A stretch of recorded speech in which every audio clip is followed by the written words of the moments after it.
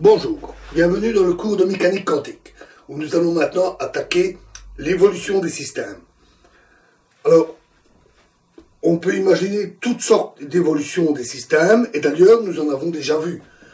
Quand nous parlions d'une particule rentrant dans un appareil A, et qui en ressort, pour définir l'opérateur A, vous vous rappelez, il s'agit d'une évolution de la particule dans un système particulier.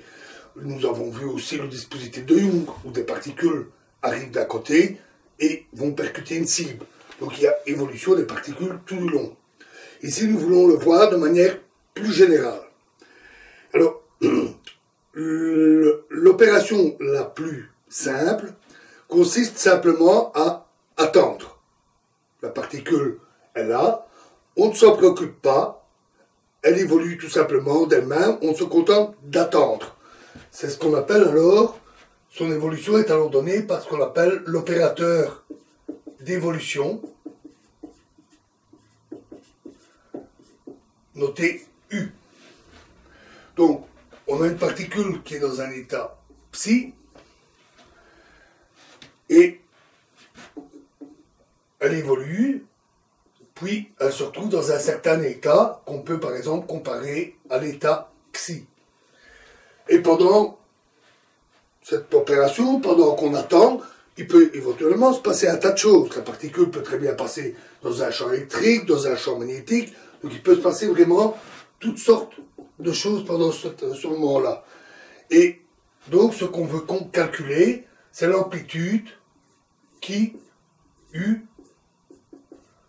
T2, T1, psi. Alors pourquoi T2, T1? Parce qu'on considère l'état initial, à l'instant T1, il y a une certaine évolution, un certain temps, une certaine évolution qui se produit pendant un certain temps, jusqu'à l'instant T2.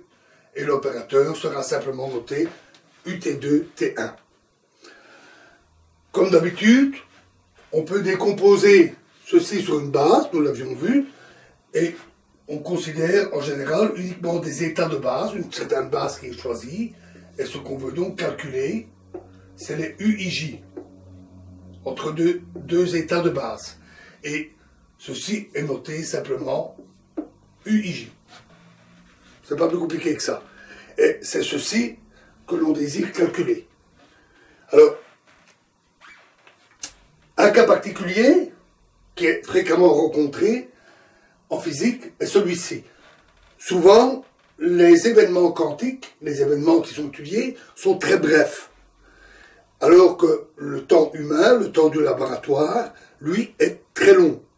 Un exemple très caractéristique, c'est celui des accélérateurs de particules. On a des particules qui sont libres, qui n'interagissent pas, et qui, suivent une trajectoire assez longue, puis, pendant un temps très bref, elles interagissent, c'est la collision des particules, puis les particules, après collision, se dispersent et évoluent sur un temps qui est à nouveau très long par rapport au temps de collision qui, lui, est extrêmement court. Donc, ça revient pratiquement à considérer que T1 tend vers l'infini et T2 moins l'infini et T2 vers l'infini. Donc, on considère le cas où on part d'un passé très lointain à un futur très lointain avec ce qui se passe entre les deux. Dans ce cas, la matrice U prend une forme particulière et est notée matrice S, qui est appelée aussi matrice de collision ou matrice de diffusion. Et cette matrice est très souvent rencontrée en physique des particules. Donc si vous voyez un physicien en train de se dire « tout ce que je dois faire, c'est trouver la matrice S », eh bien, vous savez de quoi il parle. En fait, c'est jamais que ceci qu'il cherche. Alors, comment manipuler cette matrice U? Alors, vous vous rappelez, quand nous avons dit que s'il y a deux appareils A et B, le tout est équivalent. Si celui-ci équivaut à l'opérateur A et celui-ci à l'opérateur B, nous avions dit ça équivaut à faire B fois A, l'opérateur BA. De même ici, si vous découpez l'intervalle de temps en deux morceaux. Donc vous allez de T1 à T2, puis vous attendez encore un moment jusqu'à T3. Ici, vous avez l'opérateur U, T2, T1. Ici, l'opérateur U, T3, T2.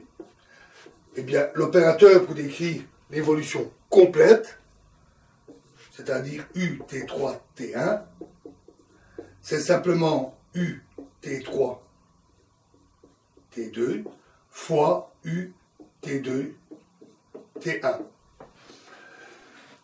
Donc, on peut découper l'intervalle de temps pendant lequel on attend en intervalle de temps plus petit. Et une opération qui est très courante en mathématiques ou en physique est de considérer des intervalles les plus petits possibles, des intervalles infiniment petits. Donc on va considérer l'opérateur U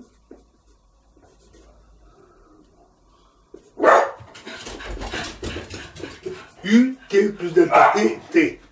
Donc, de l'instant T à un instant delta T plus tard, juste où delta T est très petit, ou infiniment petit. Alors, ce qu'on recherche, essentiellement, c'est l'opérateur U agissant sur un état de base. Donc, UJ. Et le tout peut être décomposé sur les états de base, c'est un état quelconque, qu'on peut décomposer sur des états de base. Et en faisant ça, on va considérer l'état psi de la particule, qu'on va noter simplement psi, et on va considérer l'état obtenu par U à chaque instant du temps. Et on va le noter donc psi de t. Et ce que l'on recherche, c'est donc J psi de t. Donc on décompose l'état sur une base, et ceci on le note Cj, qui dépend du temps. Alors, c'est qu'une notation raccourcie pour un peu simplifier la vie. Et donc en considérant des petits intervalles de temps comme ça, on détermine simplement que Ci de t plus delta t est égal à la somme sur J des UIJ fois CJ pour l'instant t. Donc c'est pas très compliqué. Alors, on a peut-être pris un intervalle de temps infinitésimal, mais on ne sait toujours pas quelle forme a la matrice U. Il y a un cas où on peut le déterminer, qui est assez évident. C'est celui où delta t tend vers 0. Dans ce cas-là, on considère un intervalle de temps nul, rien ne se passe, et l'état psi reste l'état psi. C'est à l'instant considéré. Donc, on voit ici qu'on doit avoir CI égale CI. Rien ne change. Et donc, pour t égale 0, delta t égale 0, on devra avoir UIJ qui a la forme d'une matrice où tous les termes diagonaux sont des 1 et tous les autres sont nuls. Cette matrice qu'on rencontre très souvent est notée delta IJ ou simplement grand I pour identité ou matrice unité. Et donc on va écrire UIJ sous une forme. On va dire que UJ, c'est delta IJ, plus, pour delta T non nul, bien sûr, plus une correction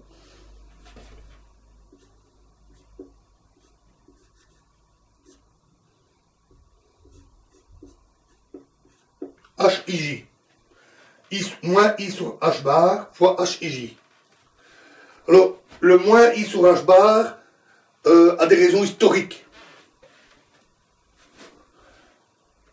Son choix est totalement arbitraire. Et le fait est que ça simplifie aussi les calculs. Et ceci peut être vu comme une définition des HIJ à partir des UIJ. Et si on remplace dans l'équation ici, et qu'on fait le calcul, ce qu'on obtient est alors très simple. On obtient simplement que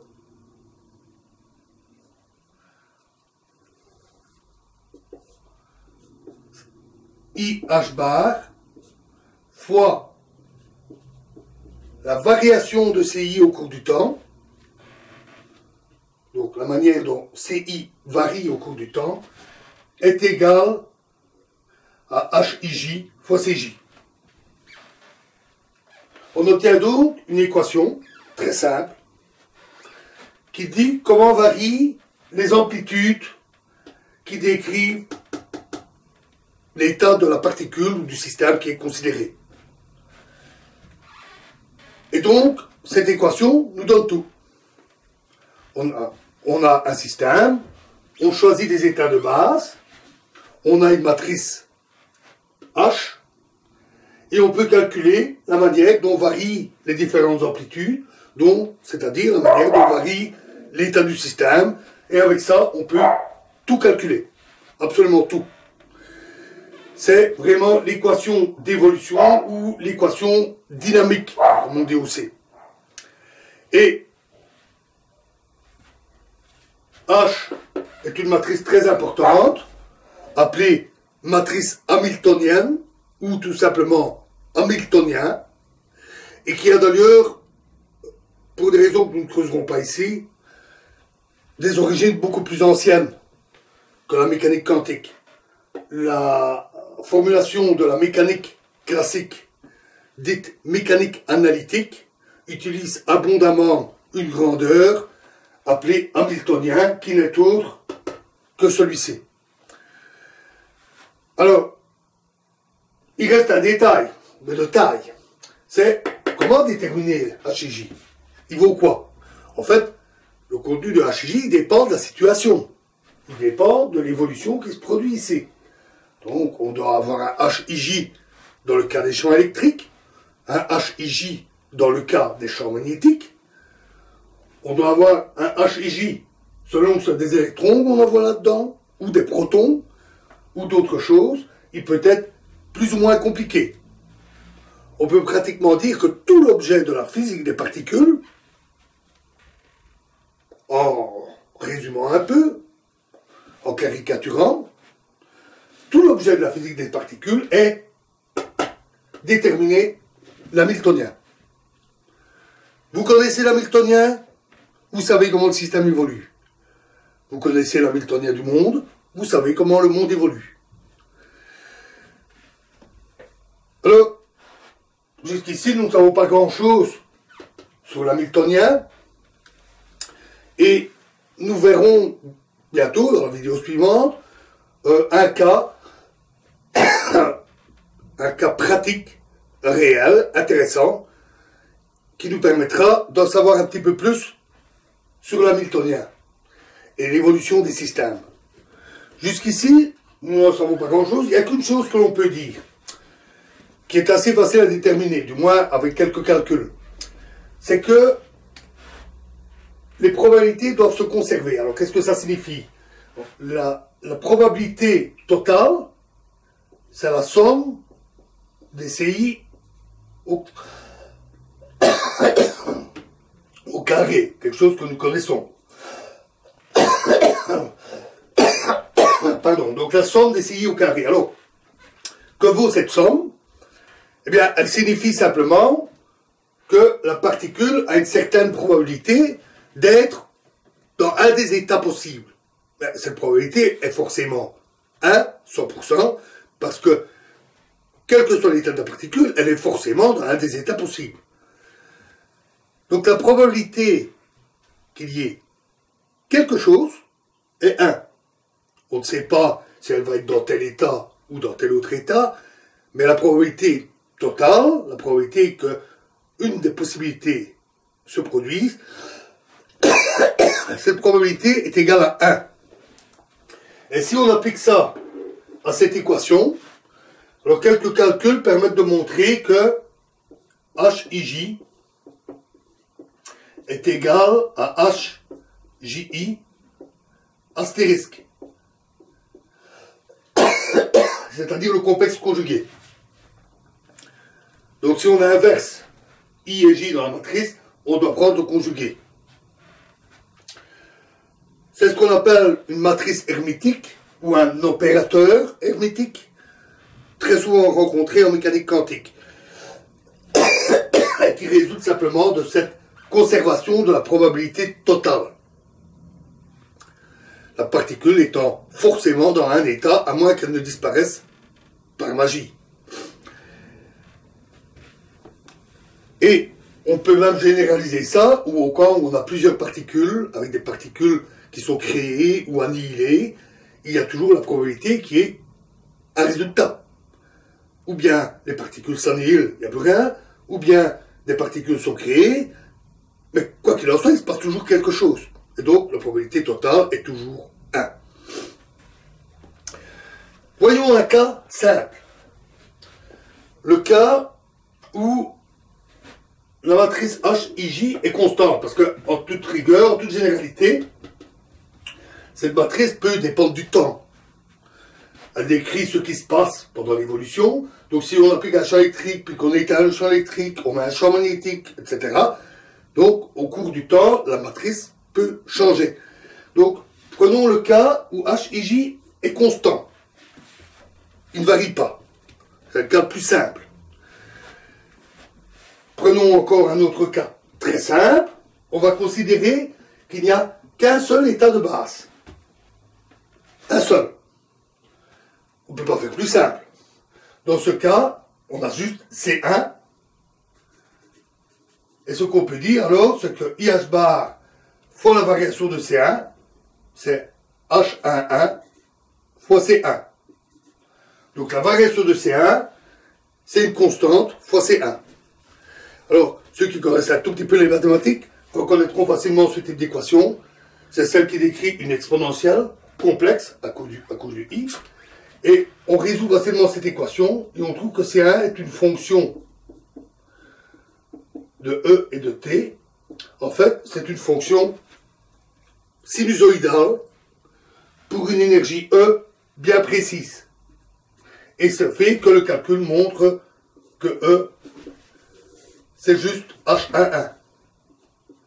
Donc, l'hamiltonien ici correspond à l'énergie de la particule. Pour cette raison, d'ailleurs, on devrait plutôt appeler cet opérateur énergie. C'est une espèce de généralisation de l'énergie, puisque c'est une matrice, pas toujours un simple nombre. Et même en mécanique classique, donc je vous ai dit que ça remontait à la mécanique analytique il y a environ 2 siècles, et déjà l'hamiltonien à l'époque représentait l'énergie du système mécanique. Bien, c'est la même chose ici. H représente l'énergie de la particule. Dans le cas où il n'y a qu'un état de base, on a que l'hamiltonien qui n'a qu'une seule valeur, cette fois-ci c'est une matrice 1 sur 1. L'hamiltonien est égal à l'énergie et la solution est une sinusoïdale, non sinusoïdale de fréquence et d'énergie bien précise. Un autre cas relativement simple, c'est dans le cas où on a 2 états de base. Dans ce cas, on va avoir IH bar variation C1 est égal à H11 fois C1 plus H12 fois C2 et IH bar fois la variation de C2 est égal à H21 fois C1 plus H22 fois C2.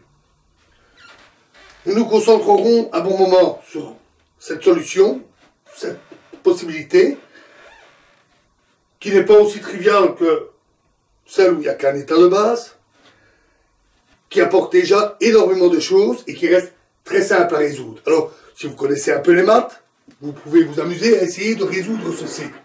Pour vous aider, variation C1, c'est simplement la dérivée de C1 par rapport au temps. Variation de C2 aussi, c'est la dérivée de C2 par rapport au temps. C'est donc IH bar, la dérivée de C1 est égale à H11 C1 plus H12 C2, etc. vous pouvez vous amuser à le faire, nous verrons ça d'un peu plus près. Et donc voilà, on n'a pas encore vu énormément de choses sur l'évolution des systèmes, sur la matrice hamiltonienne, mais vous êtes déjà capable de résoudre des systèmes dans le cas où l'hamiltonien est constant.